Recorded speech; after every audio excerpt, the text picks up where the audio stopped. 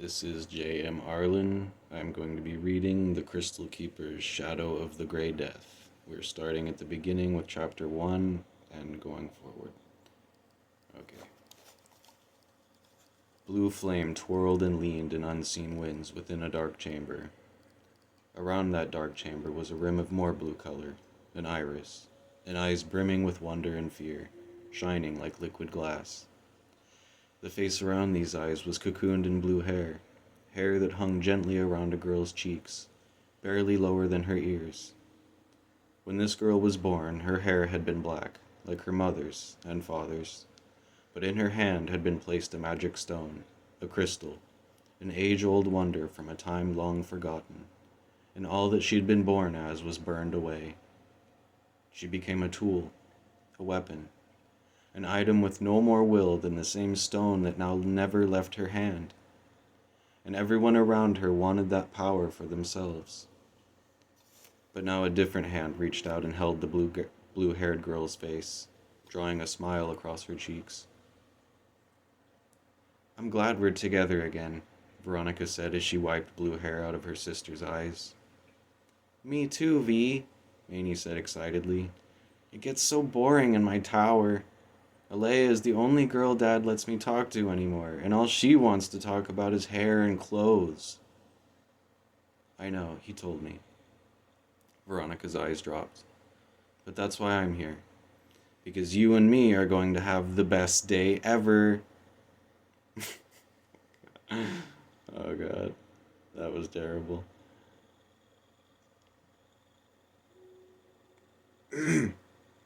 Maney felt warm inside. She hadn't seen Veronica in almost a year.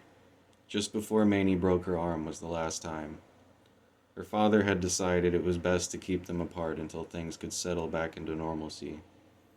Veronica isn't like everyone else. She cares about me, not the crystal. "Will Dad let you come visit me again now?" "We'll see. He's really worried about you after what happened with Mom. How's your arm anyways? Father said Teakstra wrapped it in plaster." "Yeah, it's better now. I couldn't believe how itchy it got. After they opened the cast, I thought I was going to scratch off my own skin," Maney said.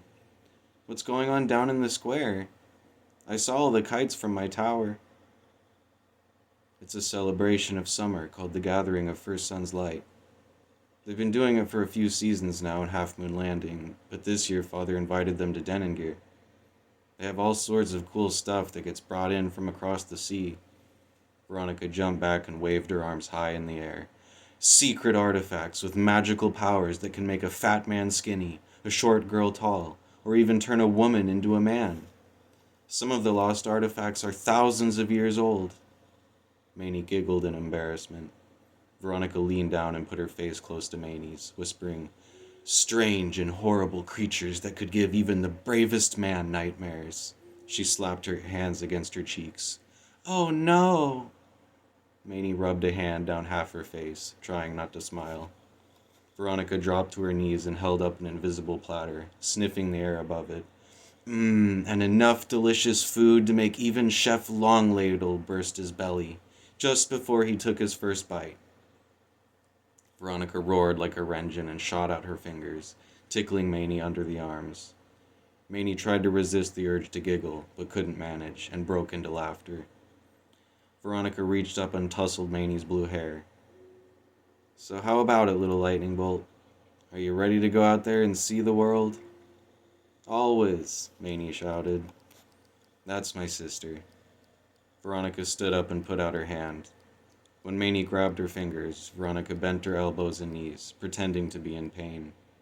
Oh, your magic powers are so strong. I'm no match for you. I think I've been struck by lightning." Maney laughed as Veronica stood up straight again. "Even though I lost my purple crystal?" Maney asked. "Psh, you don't need that worthless rock. The power's in your heart. But I'm sure it'll turn up someday. It can't stay lost forever. Okay, anyways, enough silliness. Where should we go first, huh? It's your choice." "Let's go see the kites. Alea said they're the biggest ones to ever fly in Talmoria. Veronica snapped up her hand and pointed down the white stone roads that wound into Denengir, the city of golden glass. Great choice, little sister. Let's go. Veronica led Maney down the white stone path, going between marble statues of powerful mages and forgotten kings. They came to the gates where the royal soldiers were standing and went into the city. Keep safe out there, Marcus said as they went by.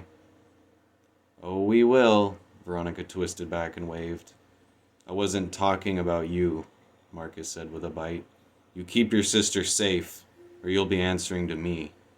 You're on a short leash. Veronica paused, her lips frozen open like she was fighting to keep them from revealing the thoughts in her head. You got it, Marcus. I promise I won't let the goods get damaged. Good, because her life is worth far more than yours is. Veronica's smile melted and her brow deepened. No, it isn't, Maney said. Veronica's my sister. We're going to a festival, not a hillside brawl, Veronica said. She'll be fine. I guess we'll find out, he said. Veronica shook her head and turned away. Come on, Maney. Let's go have some fun. The slap of their shoes on cobblestones followed them as they went. Maney twisted her neck in all directions to see the massive city rising around her. It was never as fun to see it from above in her tower as it was below. Down here in the streets, she felt like a pebble in a valley of boulders and mountains of stone. She was so small and the world so big. They descended into the Cloud District, which was the part of the city where all the wealthy families lived.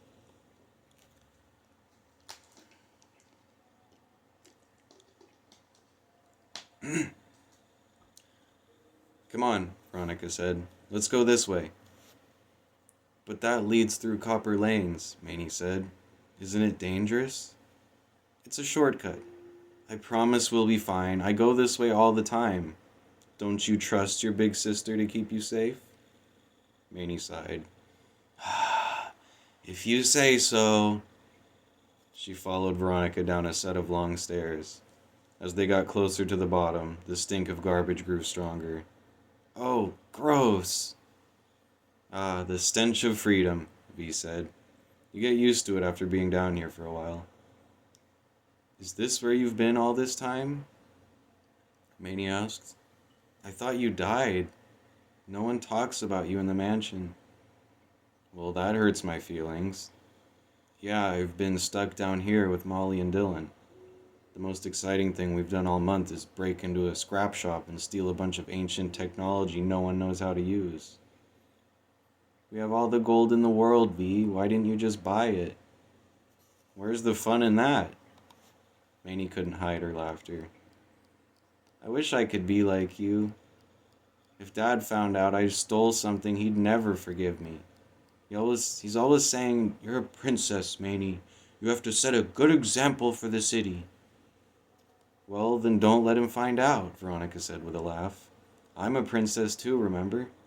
You only get to be young once. Don't waste it trying to be perfect. No one's perfect, not even Dad. I'll teach you how to have fun. Veronica snatched an apple off a fruit cart right in front of its owner as she walked by. You pay for that, the fruit seller demanded as he grabbed her arm. Not likely, Veronica said back, embarrassed. You better let go of me right now. Do you know who I am? Yes, actually, I think I do, he said. You're one of the rats that ripped off Ivan's shop. Veronica's eyes snapped open. Tanila, I just found the rat who's been causing all that trouble you've been having. The fruit seller grabbed a whip off his cart, letting it unroll across the road. That'll be 2 coppers, and Ivan wants his stuff back. From the shadow of an alley where a campfire was burning came a woman with green hair and tattoos on her arms. V, so nice to see you again. Maney locked eyes with Veronica. What are we going to do now? Veronica turned and slapped the apple into the fruit seller's face, making blood pour from his nose.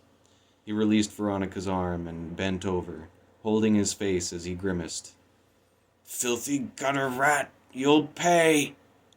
Veronica turned to Manny and screamed, "Run!" Manny's heart jumped into her throat. Veronica grabbed her arm and turned, leading her down a wide alley between tall towers. "After her!" the fruit seller roared. "She's the one who ripped off Ivan's shop!" Manny ran as fast as her legs would move. They came to a staircase and Veronica danced down the steps. "Quick, Manny!" Manny tried to skip the steps like her sister had done, but her feet got tangled up and her legs buckled. Manny hit the ground and sprawled out across the stones at the bottom of the stairs, coughing and spitting grass. "Manny, get up!" Veronica ran back and grabbed Manny's elbow, tossing her back to her feet. End part 1 here. Continuing with part 2 of chapter 1. Here we go.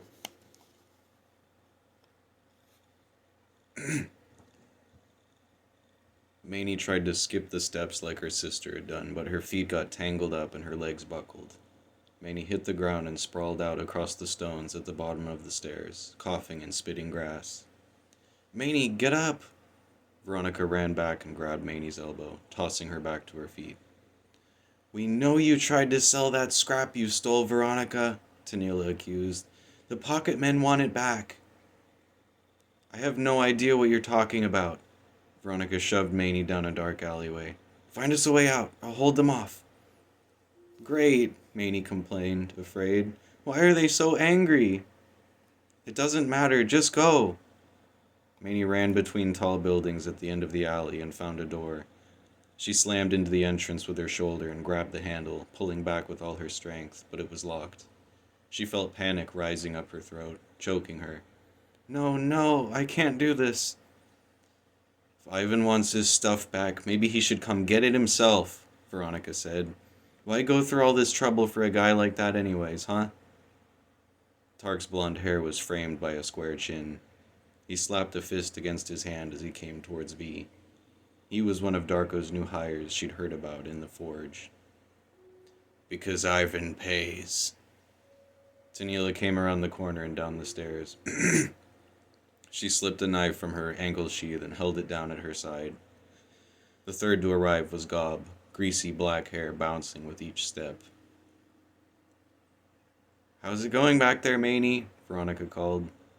Maney gasped and turned to the locked door. "I'm trying." She threw out her hands and snapped an arc of lightning against the door, creating a burst of sparks, but all it did was make a small patch of soot across the wood. "I'm not strong enough," Maney shouted back. "You can do it," Veronica called. "You just have to believe in yourself." "Believing in myself isn't going to make this door unlock." "Then find another way." Maney twisted back and searched the alley, but it was clear of anything except garbage and shattered chunks of stone.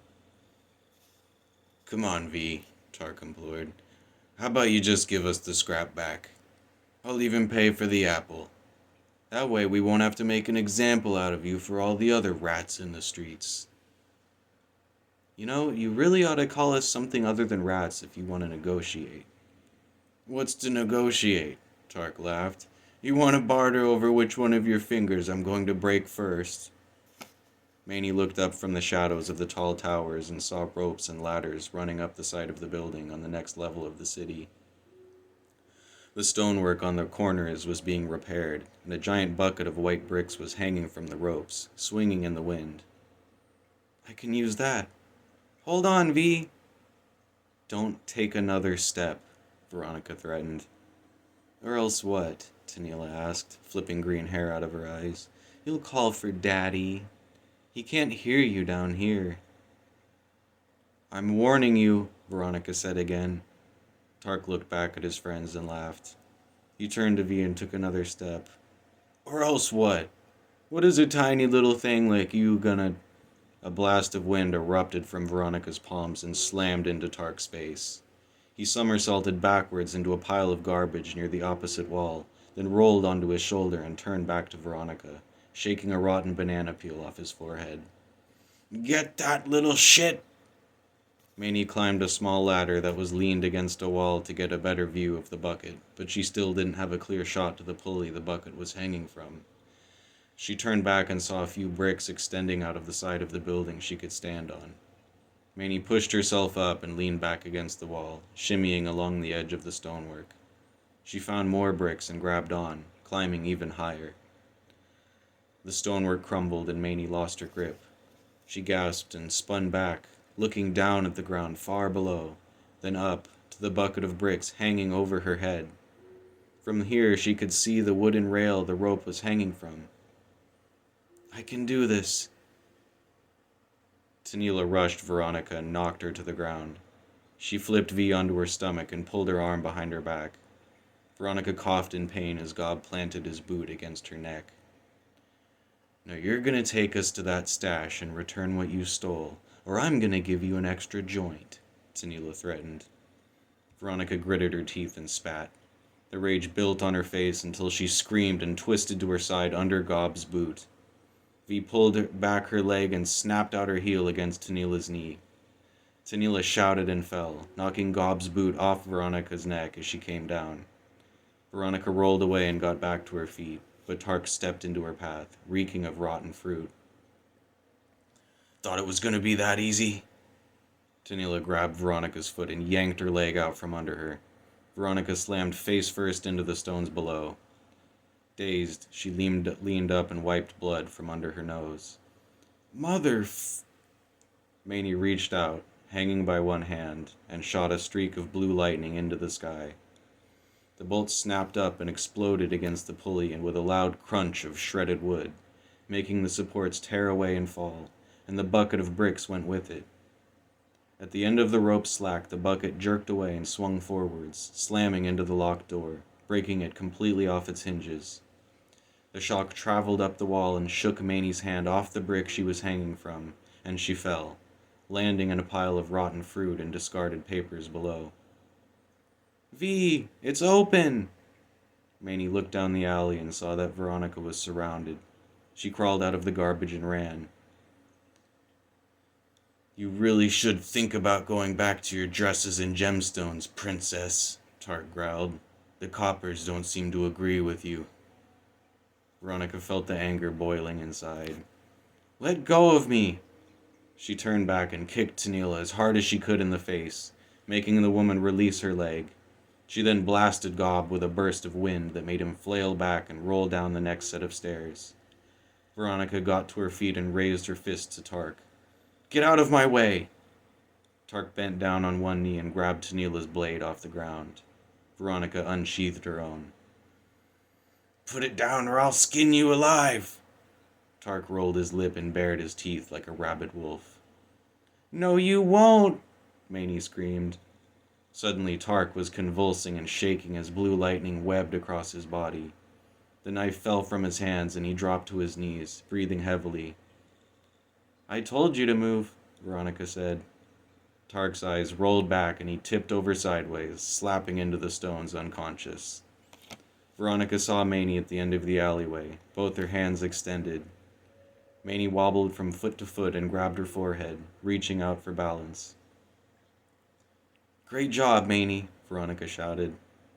Manny's panting melted into a smile, but then it coiled again in surprise. "Look out!" Veronica ducked as a fist swung through the air above her head. She twisted away and saw Tanila and Gob right behind her. "You're dead in this city after this," Tanila shouted, her lip bloody. "When Darko finds out what you did, he'll have Brenna and me break your legs, king's daughter or not." "You'll have to catch me first." Veronica turned and grabbed Manny, pushing her into a run. "Go, go, go!" She and Manny ran for the broken door at the end of the alley and slipped inside. She could hear Gob and Tanila's footsteps closing in. There was half a shelf stacked with bags of flour just near the door. "Help me with this." V and Manny grabbed the edge of the shelf and pushed until it tumbled over and collapsed into a mound of bags that blocked the entrance. "Will that stop them?" Manny asked, sounding frantic. Tanila came to the doorway and shoved an arm through where the sacks hadn't piled high enough to cover. "Don't move!" she shouted. "Nope," Veronica decided. "Come on!" She grabbed Manny's arm and turned to the stairs at the back corner, circling a flour mill up the middle of the tower. When they got to the top, Veronica slammed into an old wooden door, blasting through and out onto a rooftop high above the city. Deningir stretched away before them like a jungle of high stone towers and rivers of cobblestone streets, all dressed in gold and glass windows, reaching high above wooden hovels and clay structures centered around the outskirts of the city. The giant kites from the festival were everywhere, like wooden ships sailing across the sky, riding the wind. Footsteps pounded up from below. Veronica grabbed the door and slammed it shut behind her. She turned and saw that the roof of the mill ended in a deadly drop in all directions. No other towers were near enough to make the jump. "What do we do now?" Maney shouted, panic in her voice. Veronica searched everywhere she could see for some kind of escape, but there was nothing. No ladders, no doors, no stairs to descend. They were trapped. She went to the edge of the building and looked down, feeling Maney's arm wrap around her waist as a flock of birds erupted from the rain troughs below. The door burst open behind. Veronica and Maney twisted back to see Gob and Tennilla standing in the entrance. "Nowhere left to run," Tennilla said with a toothy smile. "You know, someone could really get hurt up here," Veronica said. "Why don't you just give this whole thing up? It's just a bunch of worthless junk from across the ocean." "That's what you think," Tennilla said. "But Darko knows better. You really want to see your sister get hurt because of your mistake?" "Leave my sister out of this." Veronica swept her hand to the side. "That's not how this works, V. I'll give you one last chance to end this peacefully. And then I'm going to take a few fingers. From both of you." Tennilla held out her knife and pressed her eyes almost shut. "You know I don't want to." Maney gasped and squeezed Veronica's waist. "V, do something!" Veronica looked up and saw one of the giant kites sailing towards them. It must have escaped from the Sky District. The kite's rope was dangling below, low enough to reach. The kite wafted over the roof, rope slapping the buildings as it came. Gob turned around just in time for the knot at the end of the rope to smack him in the mouth. "What the fuck?" "I've got a better idea," Veronica shouted. "Hold on tight, Maney.